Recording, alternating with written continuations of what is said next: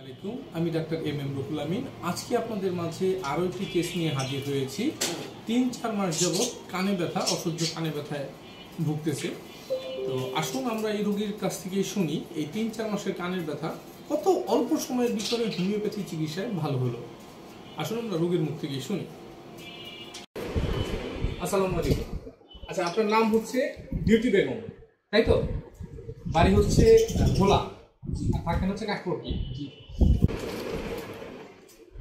আপনার কি সমস্যা ছিল বলেন তো? আপনি একটু বলেন, আপনি একটু সহযোগিতা করেন।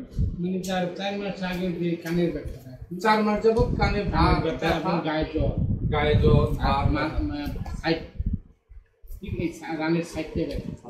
মূলত হচ্ছে এখন আসছে কানের সমস্যাটা বেশি। তো এই যে আপনি যখন আসলেন এখানে, হ্যাঁ, তখন আপনার কানের ব্যথা ছিল কিনা? আমি জিজ্ঞেস করলাম কানে ব্যথা আছে কিনা। এই যে আপনার কানের ব্যথা ছিল, আপনার একটা ওষুধ খাওয়ানো হলো, হ্যাঁ, এই যে ওষুধটা খাওয়ানো হলো 3 বার। কতক্ষণ সময় লাগলো এই কানের ব্যথাটা যাইতে? এই 3-4 মাসের কানের ব্যথা যাইতে 5 মিনিট। এখন আছে তোমার ব্যথা?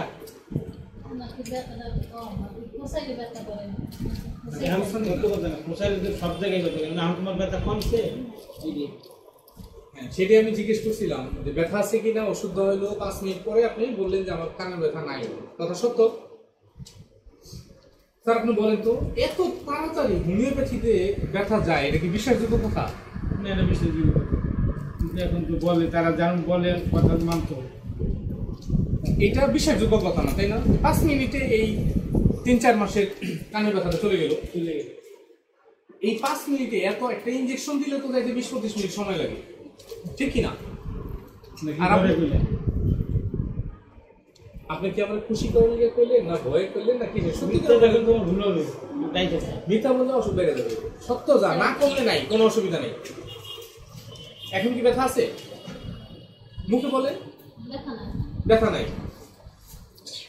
5 মিনিটে ব্যথা নাই, এটা আল্লাহর একটা বিশেষ দয়া। ঠিক আছে, ধন্যবাদ। তাহলে হয়ে গেল, ওষুধটা দিচ্ছি, ওষুধটা খাওয়ান।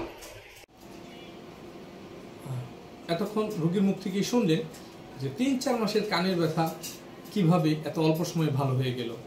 আমাদের সঙ্গেই থাকবেন, পরবর্তী এমন আরও অনেক ঘটনা নিয়ে আপনাদের সামনে হাজির হব।